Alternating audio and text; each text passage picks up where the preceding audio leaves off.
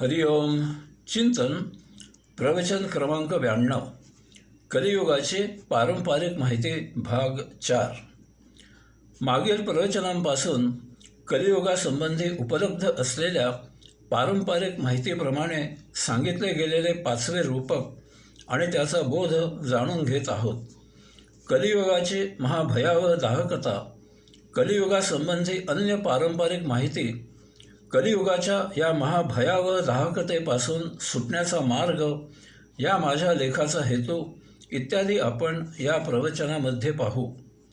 सतत क्षणोक्षणी परिवर्तन होत असणे हा ब्रह्मांडाचा सनातन शाश्वत नियम आहे. या नियमाप्रमाणे ब्रह्मांडामध्ये सतत बदल होत असतात. आजही आपण पृथ्वीवर असे बदल नित्य अनुभवत असतो. एखाद्या ठिकाणी जर आपण 10-15 वर्षांनी गेलो तर आपल्याला तो प्रदेश ओळखू येत नाही.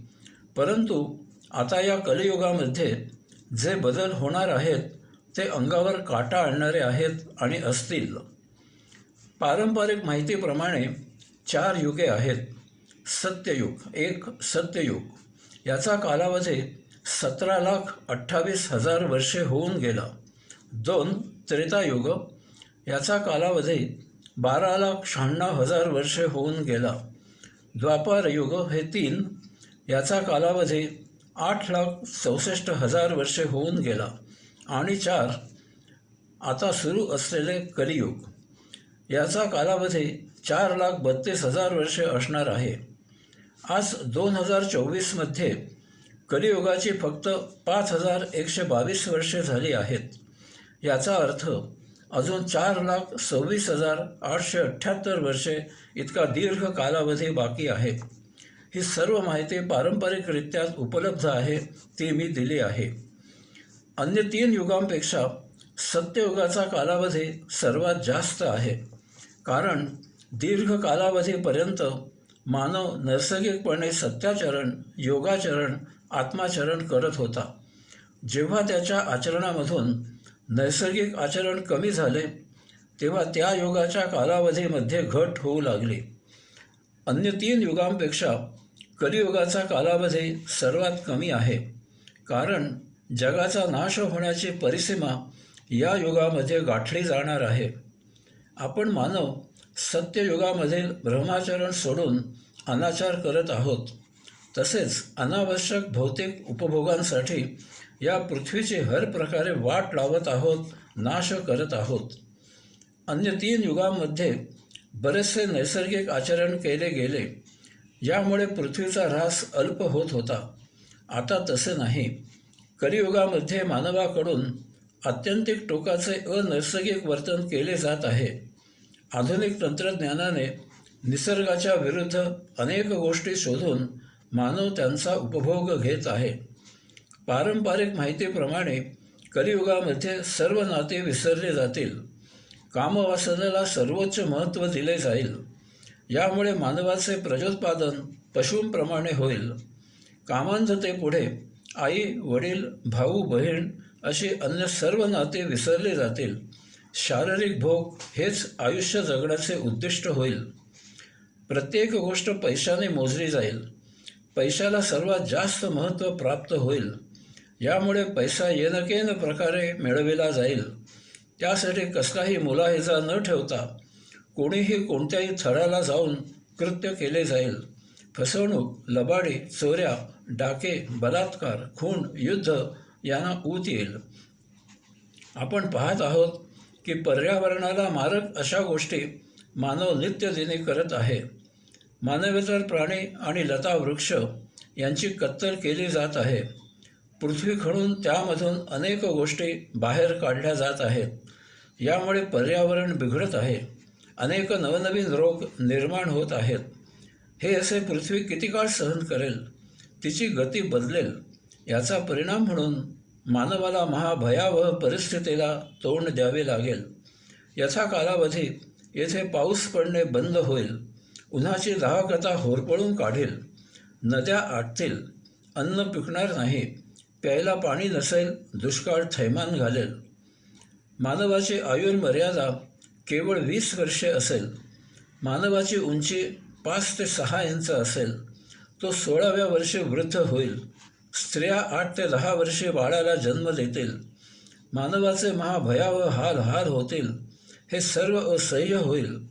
तरीही त्याचे जन्ममरण सुरूच राहील. कारण त्याचे गतसंचित प्रारब्ध याला मुक्ती मिळवू देणार नाही. ज्यावेळी त्याच्या दुःख, कष्ट, त्रास, पीडा, वैताग, यातना यांची परिसीमा इतकी होईल की त्याचे सर्व गतसंचित संपेल, त्यावेळी तो मुक्त होईल. यासाठी हजारो वर्षे वाट पाहावी लागेल.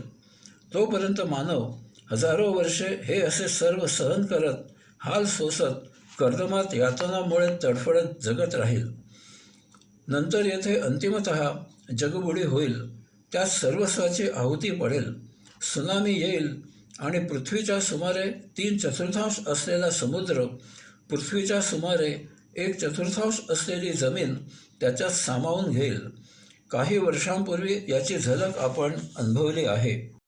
अशा प्रकारे पृथ्वीवरील सर्व पृथ्वीसह समुद्रात लयाला जाईल.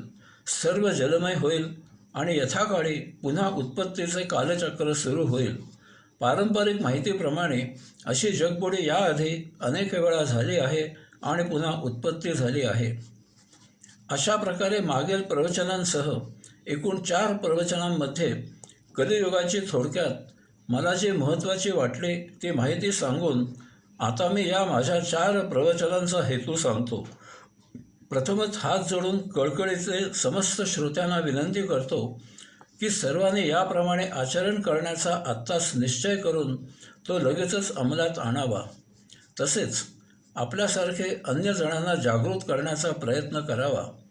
याचे कारण इतकेच आहे की आतापर्यंत जी काही पारंपरिक माहिती उपलब्ध आहे त्याप्रमाणे सर्व घडत गेलेले आहे.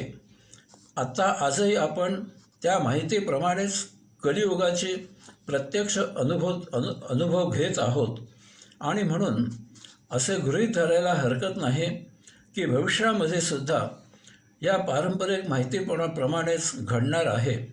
तेव्हा सर्वांनी याचा विचार करून सावध व्हावे.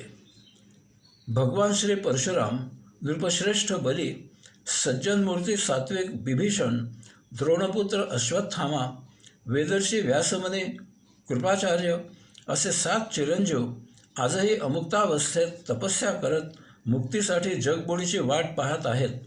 कारण यासाठी ते अन्य काही करू शकत नाहीत. जर जगबुडी याआधी अनेक वेळा झाली असेल तर याचा अर्थ लय, उत्क्रांती, स्थिती हा वैश्विक नियम आहे का? याचे उत्तर नकारात्मक आहे. कारण जर मानव सत्याचरण, योगाचरण, आत्माचरण करेल तर तोपर्यंत अशी जगबुडी होणार नाही. जगबुडी होते ती मानवाच्या करंटेपणामुळे, अतितीव्र भोगापवर्गतेमुळे, आत्यंतिक टोकाच्या स्वार्थी बुद्धीमुळे. अशा प्रकारे आचरण केवळ 7 चिरंजीवांनी करून पुरे होणार नाही. यांच्यापासून प्रेरणा घेऊन असे आचरण बहुसंख्य जनतेने केले पाहिजे. येथे सात्विकता, योगिकता, आत्मिकता सदा नांदली पाहिजे. तरच येथे सत्ययुग कायम नांदेल. यासाठी ब्रह्मचर्याची आवश्यकता नाही. तसे करणे हा मूर्खपणा, आचरटपणा आहे. ते योगाचरणाच्या विरुद्ध आहे. कारण अमुक्तांना जन्म घ्यायला, सायुज्य मुक्तांना या पृथ्वीवर परत येण्यासाठी सृष्टीनियम सुरू राहिलाच पाहिजे. हे कार्य फक्त स्त्रियाच करू शकतात आणि म्हणून स्त्री दाक्षिण्य दाखविले गेले पाहिजे. महिलांचा सन्मान केला गेला पाहिजे. त्यांना केवळ शक्तीच्या जोरावर पुरुषांनी नमवून गुलाम करून चालणार नाही. शक्ती ही एक गोष्ट सोडल्यास अन्य प्रत्येक बाबतीत स्त्रिया पुरुषांपेक्षा वरचढ आहेत हे विसरून चालणार नाही. स्त्रियांना सबल, सशक्त केले पाहिजे. याचप्रमाणे हळूहळू कलियुग त्याची सुरूक दाखवित आहे. कलियुगाची ही तीव्रता वाढणार आहे. याची दखल प्रकर्षाने वेळीच आजच घेऊन ज्यांना हे समजते त्यांनी या क्षणापासून सावध व्हावे. या क्षणापासून नैसर्गिक सत्याचरण, योगाचरण, आत्माचरण सुरू करावे. अगोदरच उशीर झाला आहे. कलियुगाची तीव्रता हाताबाहेर जाईपर्यंत वाट पाहू नये. परंतु तसे न केल्यास हजारो वर्षे कर्दमात खितपत पडावे लागेल. किती हाल झाले तरी मरण येणार नाही, तसेच तडफडत जगत राहावे लागेल. यापेक्षा आपल्याला संतांनी पुढे सांगितलेला उपाय वेळीच करावा आणि वेळीच मुक्त व्हावे आणि मुक्त राहावे.